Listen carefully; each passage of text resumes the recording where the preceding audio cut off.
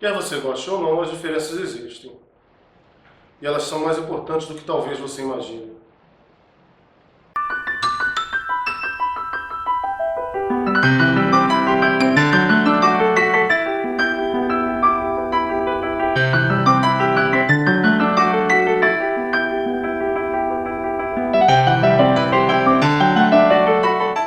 Fala galera, sejam bem-vindos novamente ao Papo de Primata. O assunto desse vídeo é um tema que tem andado bastante em voga ultimamente: a tolerância. Estamos vivendo um momento onde a aceitação de diferenças é objeto de discussão em todos os meios de comunicação. Embora uma boa parte da população se mostre indignada com o discurso escancaradamente preconceituoso de certas figuras públicas, existem pessoas que concordam com esse posicionamento e defendem o direito de expressá-lo. Mas afinal, por que a intolerância é tão difundida? E por que é tão difícil se respeitar as diferenças?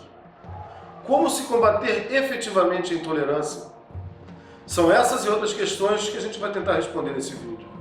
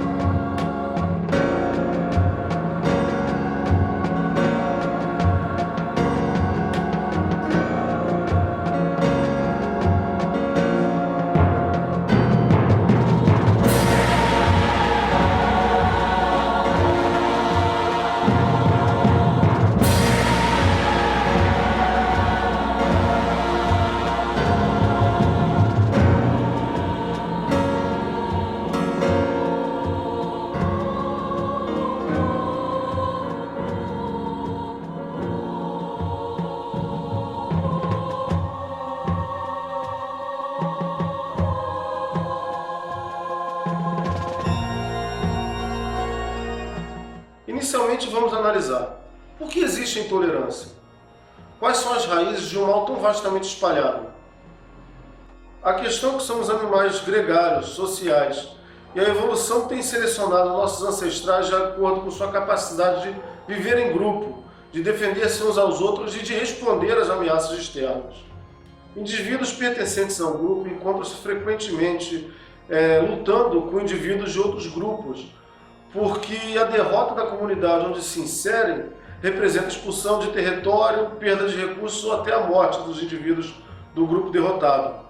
A união, portanto, é favorecida por um sentimento de proteção interna, e tudo que é externo ao grupo é uma potencial ameaça, uma incógnita, e por isso deve, no mínimo, ser evitado.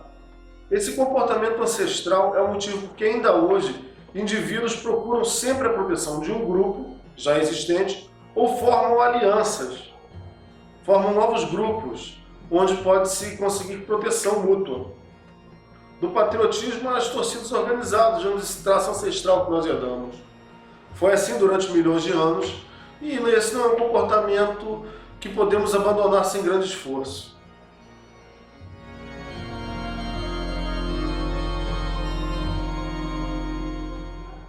A palavra tolerância, por exemplo, vem dos termos em latim tolerantia e tolero, que tem o significado de sustentar, de suportar um peso.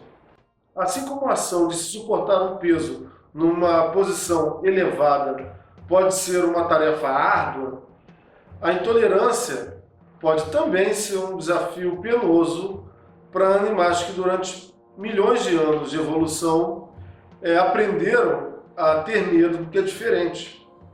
É assim com o racismo, onde pessoas de um determinado grupo étnico se acham superiores, de alguma forma, a pessoas de alguma outra etnia. Ocorre assim também com o sexismo, com a diferença que, nesse caso, quem definiria a superioridade é o sexo. E ocorre também com a homofobia, quando grupos que foram doutrinados durante toda uma vida de que existe um comportamento sexual correto, é obrigado a confrontar-se com a possibilidade de que existem outros comportamentos sexuais que devem ser também aceitos. A intolerância estende-se por um vasto leque de diferenças que não são aceitas por todos. A intolerância, por exemplo, com obesos, a intolerância com pessoas baixas, intolerância com pessoas idosas, intolerância com pessoas que não estão no padrão de beleza cultuado naquele momento da sociedade. A intolerância com pessoas com base no local onde elas nasceram ou no local onde elas vivem. E a intolerância, é claro, com aqueles grupos cuja ideologia política ou religiosa são diferentes. Por exemplo, a intolerância com ateus dá-se principalmente por causa do medo. Afinal, do que pode ser capaz de indivíduos cujos princípios morais não são regidos pelos mesmos princípios nos quais eu acredito. As manifestações mais nefastas da intolerância são o preconceito, que é um juízo de valor não baseado na racionalidade, nem no estudo dos fatos, e sim no medo, e a discriminação, que é a exclusão consciente de indivíduos ou a restrição destes indivíduos a certos direitos que são comuns aos outros. Essas atitudes são muito incentivadas nos grupos a que o intolerante pertence, sob a alegação de que a tolerância a esses elementos diferentes pode enfraquecer ou até mesmo destruir o grupo.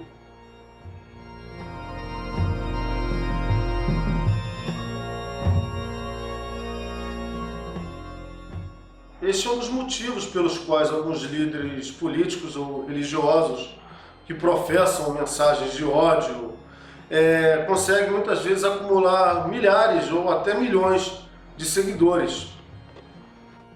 Embora estes líderes fundamentem seus argumentos em princípios sagrados, imemoriais, filosóficos, na prática o que eles fazem é dar uma alternativa mais fácil aos seus fiéis ou correligionários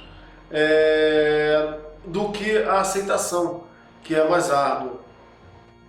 A abordagem que eles adotam é de, ao invés de repreender a intolerância, justificá-la, transformando o que seria motivo de vergonha em uma virtude. Eles arregimentam milhares de seguidores, premiando, encorajando sua incapacidade inata de aceitar o que é diferente. E conseguem apoio incondicional dispensando aquele processo tortuoso de transformação que é a tolerância, o aprendizado de se conviver com o que é diferente. É mais fácil transformar o diferente em vilão. A premissa é sedutora. Não é você que está errado. O correto é ser intolerante. O diferente é que está errado. Ele é que deveria mudar. Ele é que deveria se adaptar à nossa forma de vida, à nossa maneira de pensar. A prova está em algum livro sagrado, em algum costume antigo, ou numa frase dita por alguma autoridade antiga.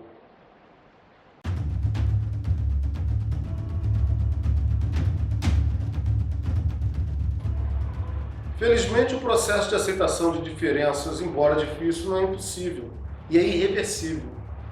Uma vez que aquele que outrora foi intolerante percebe o quanto foi cruel e irracional na sua intolerância, ele dificilmente retornará a ter aquela ideologia preconceituosa que teve no passado.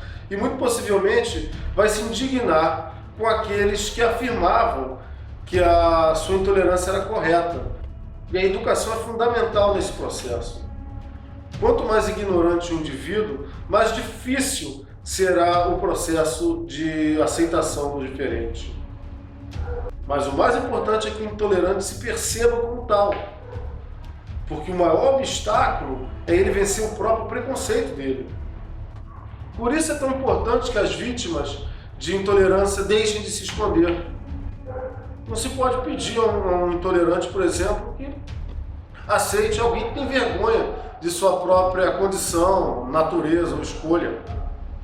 a demonstração de que minorias não são exceções e que, embora difiram em um ou outro aspecto, são merecedores dos mesmos direitos e do mesmo respeito que os demais indivíduos, é fundamental no combate ao preconceito. A tolerância é um processo de desenvolvimento gradual que inicia-se com, claro, a aceitação do indivíduo e o reconhecimento de que ele tem direitos, e que essa primeira fase, embora seja só inicial, é crucial e talvez a mais difícil. Uma tolerância necessariamente implica em respeito. Essa aceitação inicial já permite um convívio pacífico, baseado na igualdade e no entendimento mútuo. É o mínimo que se espera de pessoas ditas civilizadas. Mas eu acho que essa aceitação ainda é um posicionamento pouco efetivo, porque de uma forma ou de outra, ele já é geralmente garantido por lei, embora muitas pessoas ignorem, desrespeitem essas leis. Essa tolerância baseada somente na aceitação pode gerar soluções não muito boas, como por exemplo o apartheid. Eu admito que você exista, desde que você fique no seu canto e não entre em contato comigo. Sinceramente, eu acho que nós somos melhores do que isso. Nós podemos dar um passo além. Ao invés de tolerar as diferenças, nós temos que defendê-las.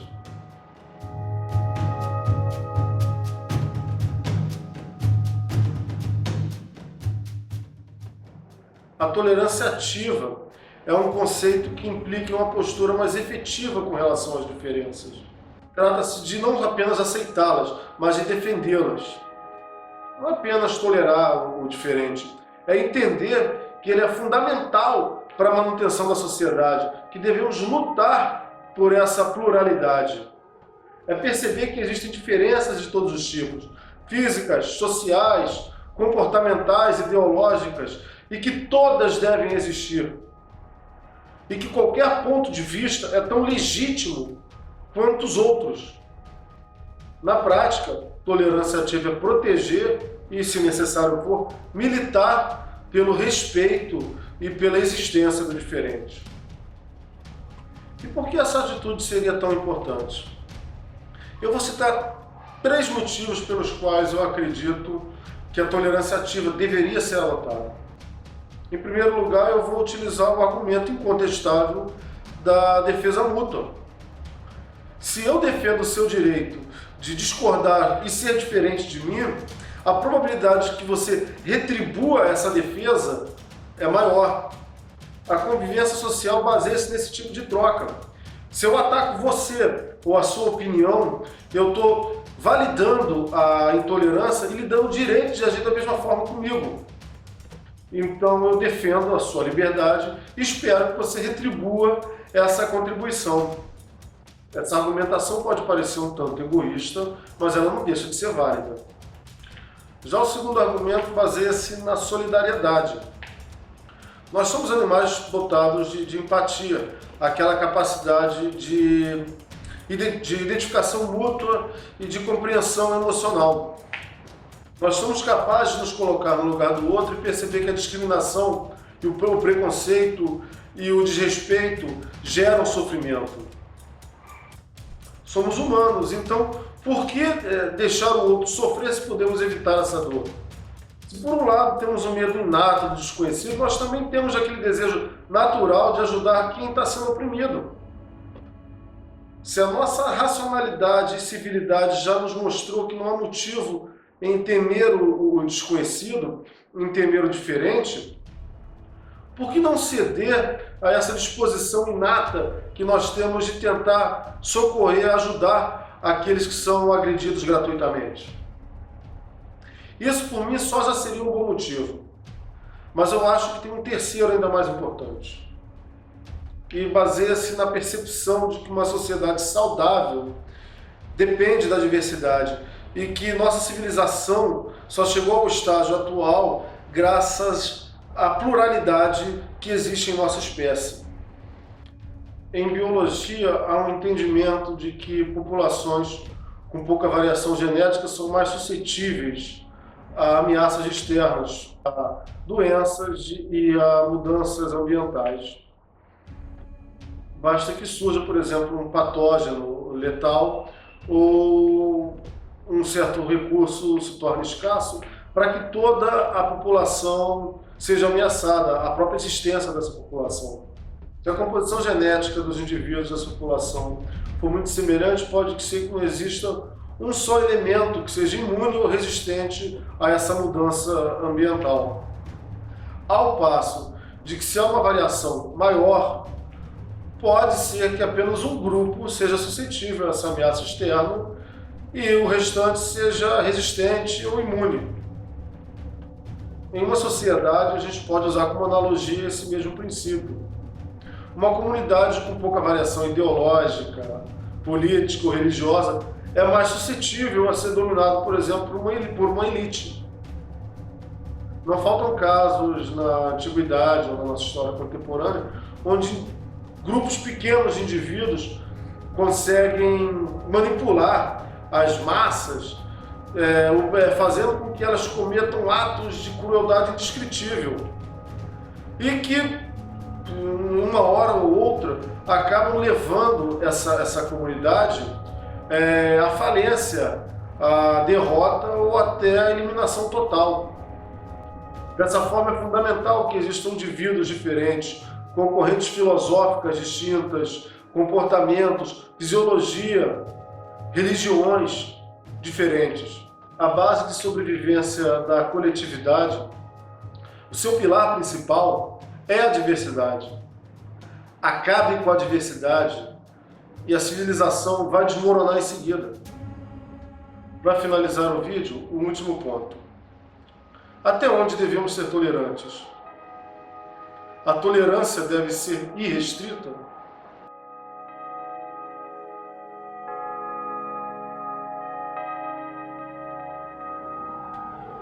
Bom, muitos autores, incluindo aí Karl Popper, defendem que não, no que eu concordo completamente. A tolerância baseia-se fundamentalmente na aceitação do outro, ativamente até, ok? Defendendo a existência desse outro. Segue daí que o intolerante não obedece esse axioma, já que ele ataca, segrega e, bom, em muitos casos tenta até destruir o alvo da sua intolerância. Portanto, legitimar a posição do intolerante seria um paradoxo lógico, uma vez que teríamos que defender o direito dele excluir socialmente o outro, o que é uma clara quebra do nosso princípio de tolerância.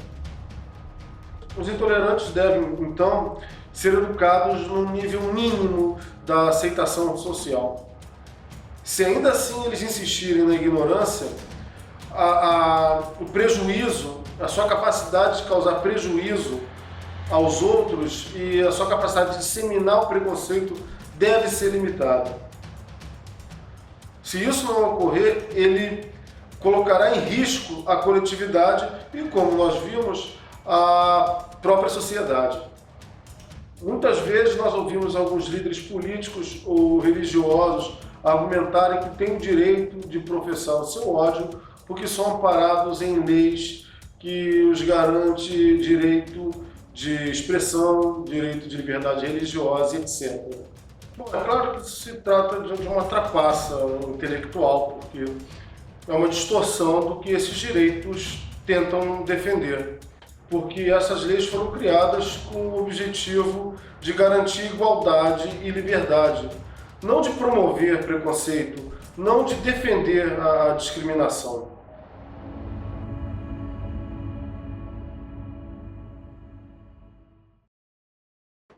Bom, galera, nós não somos capazes, eu acho que também não queremos viver num mundo onde o nazismo, a prática da escravidão e a opressão sejam apoiados.